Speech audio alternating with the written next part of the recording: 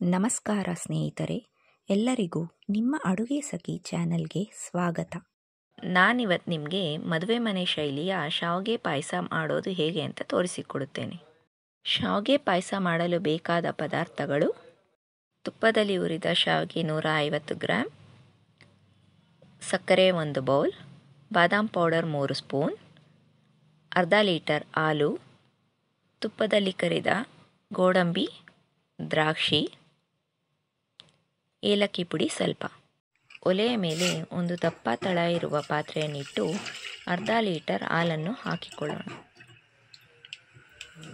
ಹಾಗೂ ಒಂದು ಸಣ್ಣ ಕಪ್ಪಿನಷ್ಟು ನೀರನ್ನು ಹಾಕಿಕೊಳ್ಳೋಣ. ಹಾಲು ಕುದಿಯಲು ಬಂದಾಗ ತುಪ್ಪದಲ್ಲಿ ಹುರಿದಿಟ್ಟುಕೊಂಡಿರುವಂಥ ಶಾವಿಗೆಯನ್ನು ಹಾಕಿಕೊಳ್ಳೋಣ.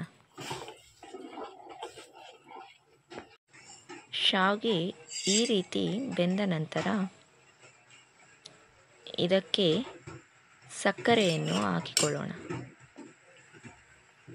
ಹಾಗೂ ಬಾದಾಮ್ ಪೌಡರನ್ನು ಹಾಕಿ ಚೆನ್ನಾಗಿ ಮಿಕ್ಸ್ ಮಾಡಿಕೊಳ್ಳೋಣ.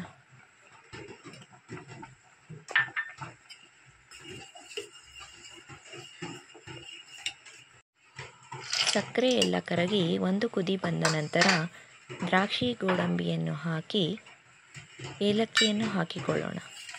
ಇದನ್ನು ಚೆನ್ನಾಗಿ ತಿರುಗಿಸಿದ ನಂತರ ತಟ್ಟೆಯನ್ನು ಮುಚ್ಚಿ 3 ನಿಮಿಷ ಸಿಮ್ಮಲ್ಲಿ ಬೇಯಿಸಿಕೊಳ್ಳೋಣ. ಈಗ 3 ನಿಮಿಷ ಆದ ಮೇಲೆ ಶಾವಿಗೆ ಪಾಯಸ ರೆಡಿಯಾಗಿದೆ.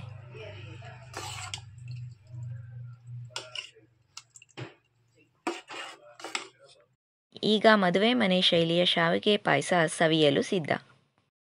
ಇದನ್ನು ಮನೆಯಲ್ಲಿ ಮಾಡಿ ಸವಿಯಿರಿ. ಇಷ್ಟವಾದಲ್ಲಿ ನನ್ನ ಚಾನಲ್ಗೆ ಸಬ್ಸ್ಕ್ರೈಬ್ ಮಾಡಿ.